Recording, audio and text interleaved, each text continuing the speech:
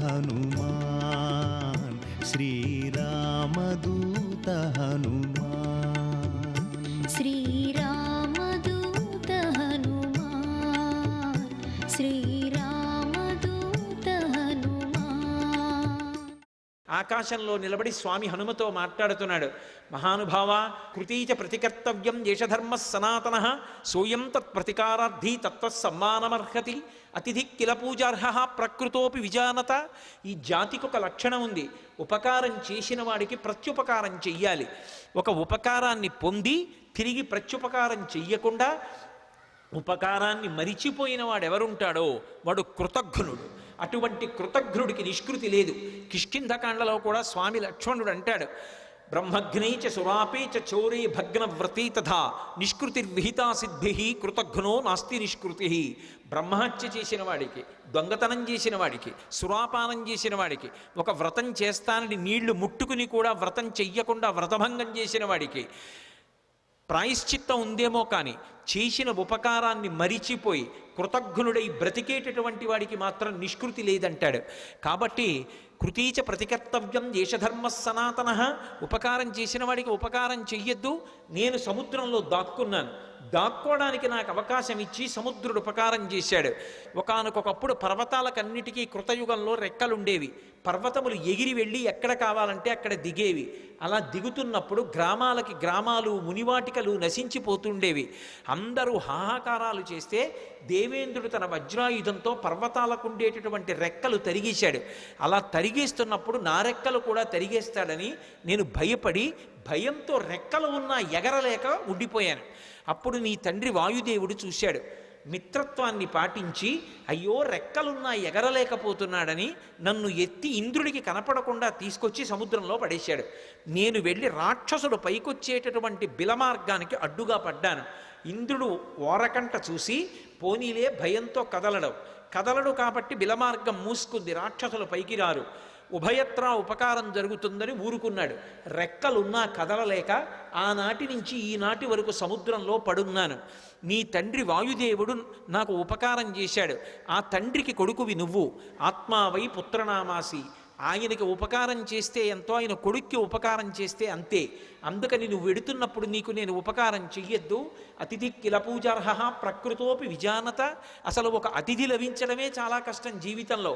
అటువంటిది మహాప్రాజ్ఞుడు, నవవ్యాకరణ పండితుడు, స్వార్థం లేనివాడు, రామచంద్రమూర్తి యందు అపారమైన భక్తి కలిగినటువంటి నీ వంటి మహాపురుషుడు అతిథిగా లభించడం అంటే నేను పొందిన అదృష్టం.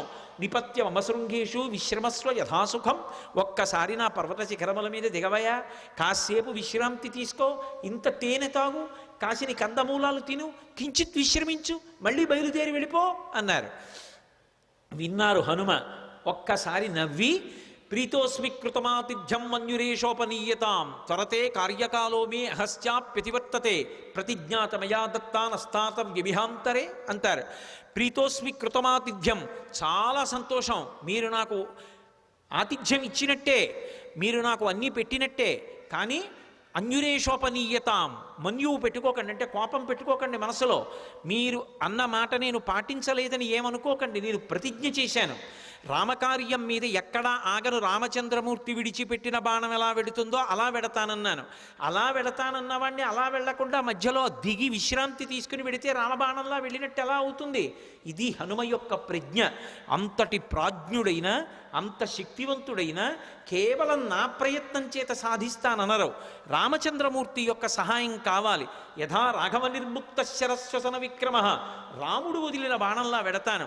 రామానుగ్రహం ఉండాలి.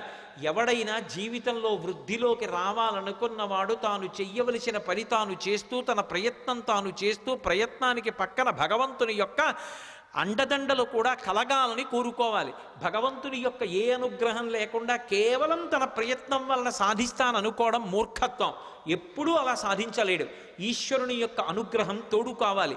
అందుకే నేను కాదు, రాముడి విడిచిన బాణంలా వెడతాను, రామానుగ్రహం నా యందు నిలబడాలన్నారు. అందుకే మహానుభావుడు నేను రామబాణంలా వెడతానని ప్రతిజ్ఞ చేసి మధ్యలో ఆగలేను. అవతల వేళ దాటిపోతోంది, తొందరగా వెళ్ళాలి. ఏమనుకోకండి, ఎంత మర్యాదగా మాట్లాడతారో. ఒక్కసారి ముట్టుకున్నారు. ప్రీతోస్మి కృతమాతిథ్యం, మీరు నాకు ఆతిథ్యం ఇచ్చినట్టే. ఒక్కసారి ఇలా చెయ్యి వేశారు, ముందుకి దాటి వెళ్ళిపోయారు. సమస్త భూతములు ఆశ్చర్యపోయే ఏమి ప్రజ్ఞావంతుడు.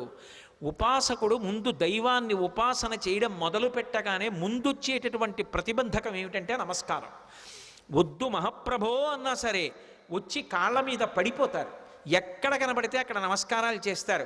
ఇవన్నీ బాగానే ఉన్నాయి, నా అంతవాడు ఎవడుంటాడని లోకంలో అనుకున్నాడో సతికిల పడి జారిపోతాడు. కాదు కాదు, ఇవన్నీ నమస్కారాలు ఈశ్వరుడికి చెందుతాయి. నేనంతటి వాడిని నిమిత్త మాత్రం అనుకున్నవాడు ఎవరున్నాడో వాడు వృద్ధిలోకి వస్తాడు. అందుకే మైనాకుడంతటి వాడు బంగారు శిఖరములతో పైకొచ్చిన ముట్టుకుని మర్యాదగా వెళ్ళిపోయారు తప్ప అక్కడ దిగలేదు, నిలబడలేదు, ముందుకెళ్ళిపోయారు.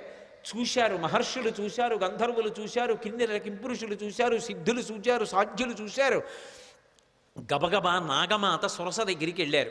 వెళ్ళి ఆవిడితో అన్నారు, అమ్మా అమ్మా ఆశ్చర్యం, అయం వాతాత్మజ శ్రీమాన్ ప్లవతే సాగరోపరి హనుమాన్ నామ తస్యత్వం ముహూర్తం విఘ్నమాచర. అమ్మా ఆశ్చర్యం చూశావా, స్వామి హనుమ సముద్రాన్ని లంఘించి వెళ్ళిపోతున్నారమ్మా.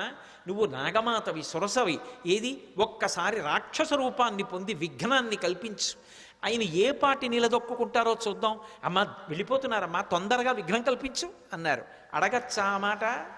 అంటే ఇందులో ఒక విశేషం ఉంది. అసలు ఆ పేరే ఎంత గొప్ప పేరో, సురస. 3 అక్షరాలు కాబట్టి బేసి సంఖ్య.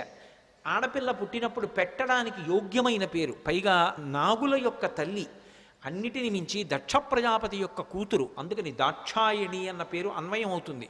ఆవిడ సామాన్యురాలు కాదు, అంత గొప్ప తల్లి. అందుకే సురస అని పేరు పెట్టారు.